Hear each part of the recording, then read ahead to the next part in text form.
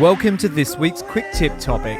This week, we're looking at a really fascinating topic, heavy breathing. Before anyone gets too excited, I'm talking about heavy breathing that comes from pushing your voice hard into a microphone. Take a listen.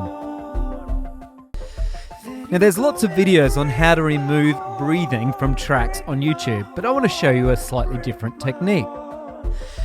There's another one. So I'm going to start by right mouse clicking on the lead vocal track and duplicating the lead vocal track. Then I'm going to delete all of the events in my copied lead vocal track.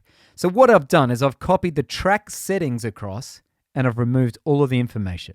Now I'm getting my range selection tool and I'm simply highlighting the breath mark and then using the hand tool just to drag the breaths down onto that new track.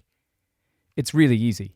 You just have to watch using the range selection tool that you don't move that selected range to the left or the right. Now you can lock that into place just by holding down Command or Control with your left hand and dragging it down. And now we can't move it either way. It's locked perfectly in place. What we're doing is removing the breath marks and we're giving them their own space on their own track in the project. This is really important, especially for genres like pop music, where you've got such a processed lead vocal sound.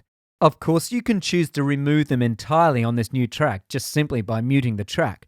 But now that we've got them separated, we've got the opportunity to integrate them and bring them into the mix. We can even start manipulating them so that they almost become an effect unto themselves. Just a side note, while I'm cleaning this track up and renaming it, I've often done this for ghost notes on a snare drum. It's really great to be able to separate color, tone, and articulations, so you've got complete control over your mix. Now I'm going to drop the reverb a little bit. I'll probably up it again in the final mix. And I'm going to go up to inserts and just up the compression level slightly. What I really want to do is have complete control over these breath marks, so I don't want any of them sticking out. The other thing I'm going to do is get rid of most of the bass frequencies and the mid-range frequencies, because what I want is a more toppy sound over the top of these breath marks. Let's have a listen to how that sounds now.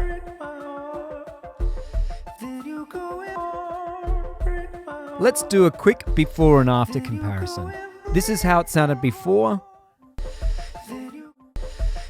and this is how it sounds now.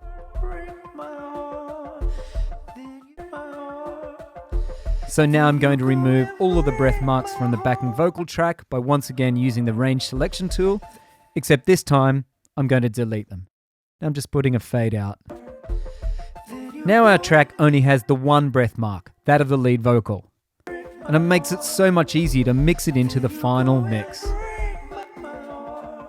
Now we can go and add more reverb if we want, or we can go and even add more effects to make this breath mark more or less prevalent in our track. Now it's a matter of just tidying up the start and the end of each event. Mixing is all about having control, and this is just yet another way we can control our mix. Thanks for taking the time to stop by. Catch you next week.